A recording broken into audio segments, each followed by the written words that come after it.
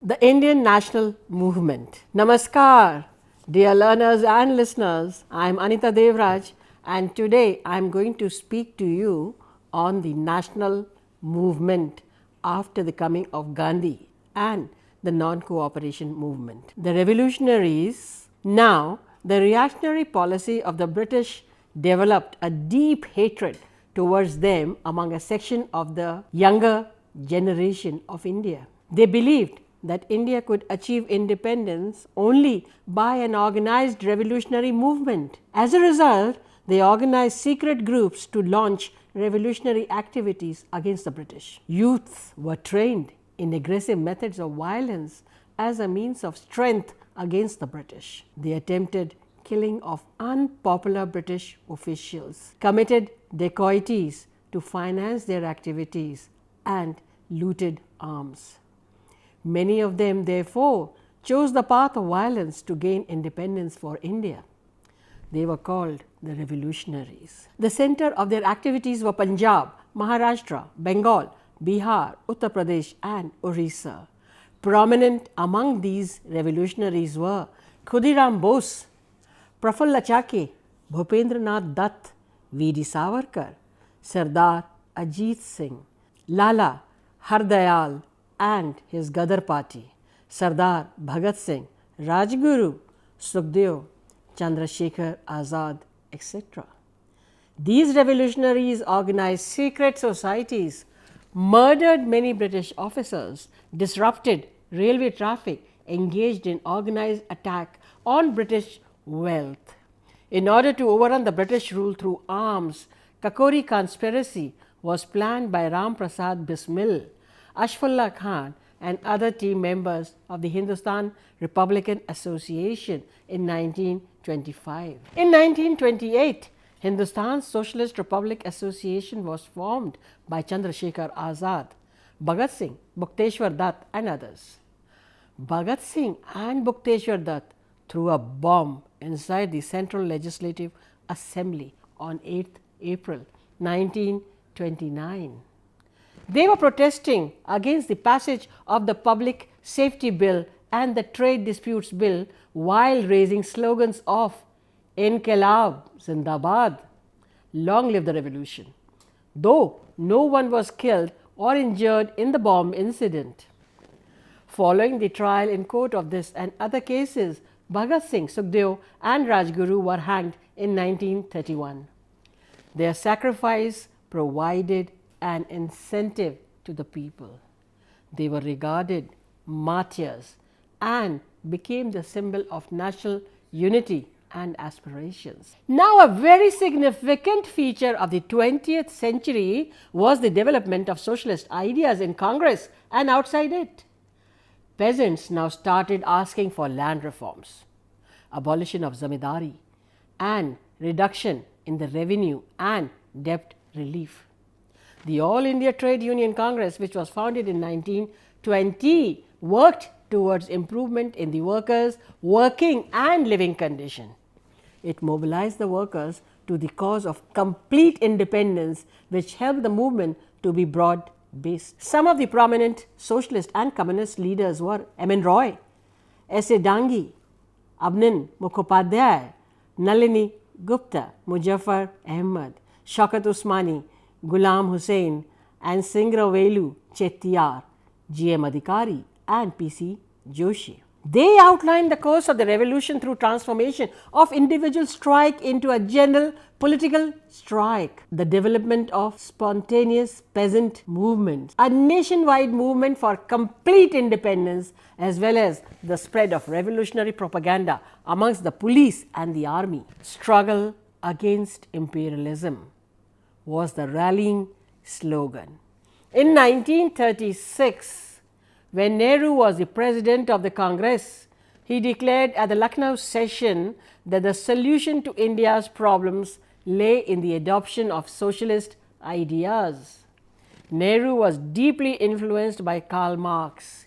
Even Subhash Chandra Bose was influenced by socialist ideas. Because of differences with Gandhi, Bose resigned from the Congress and formed his own forward bloc.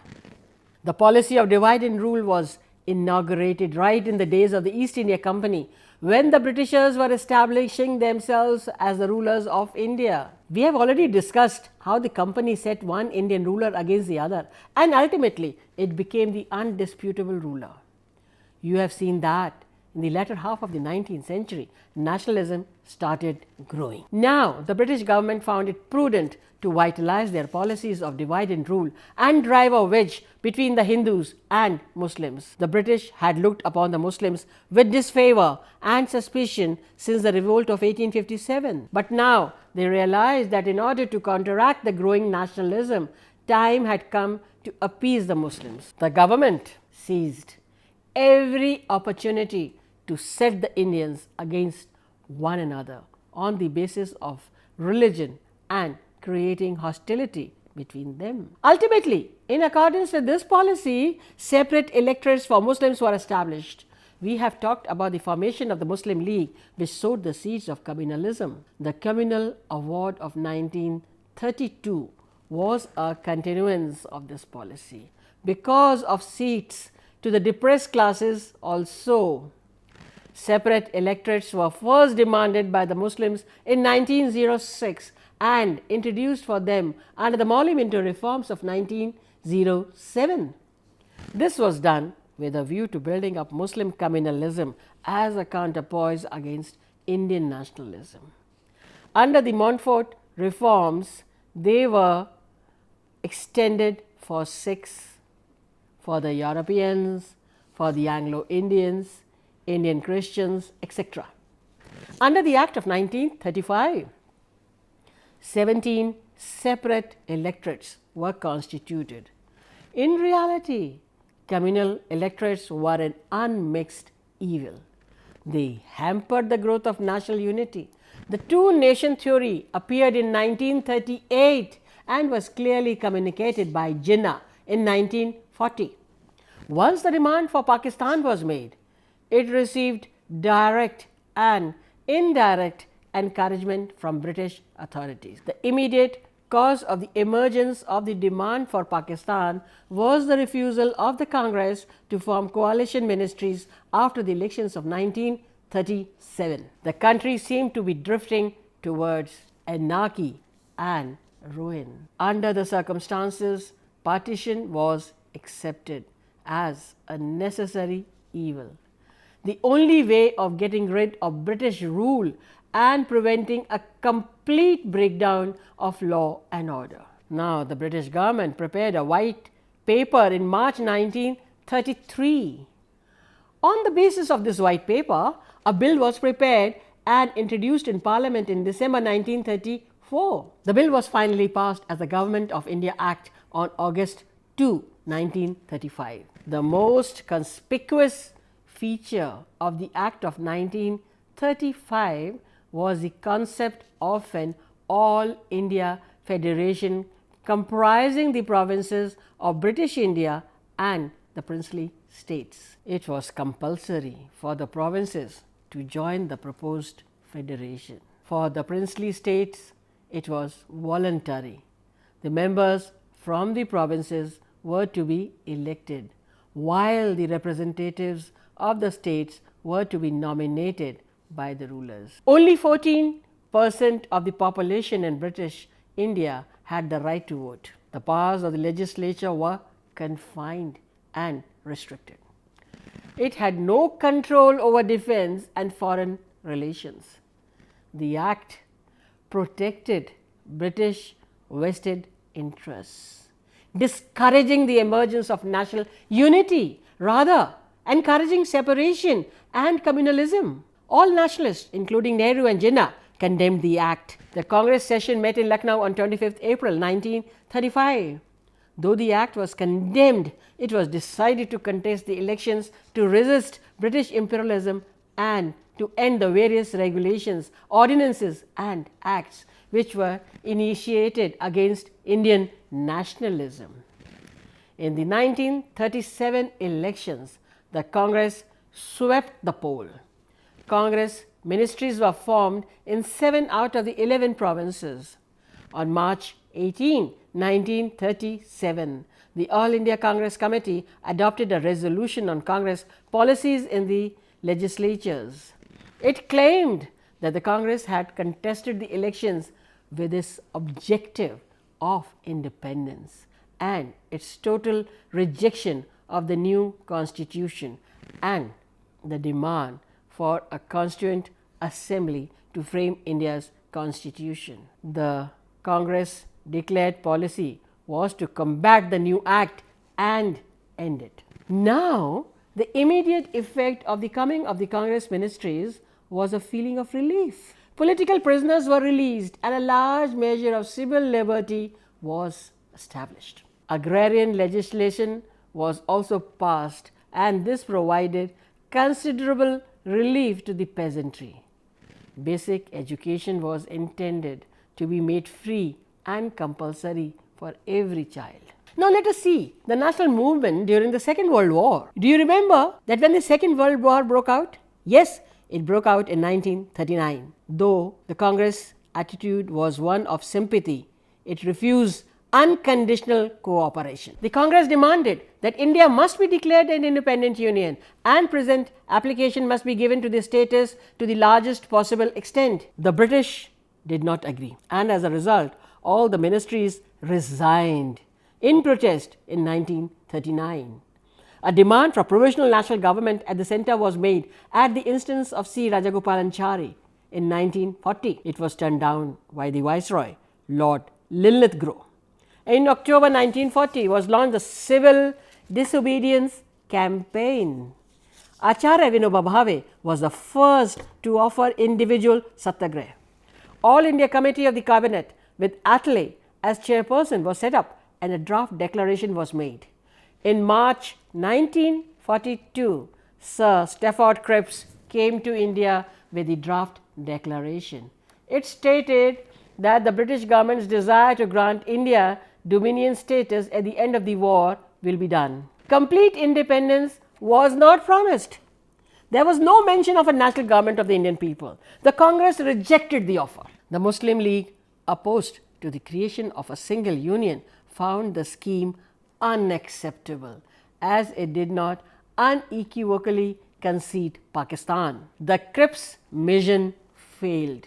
The struggle for independence was carried on by Subhash Chandra Bose from abroad. He found the outbreak of the Second World War to be a convenient opportunity to strike a blow for the freedom of India.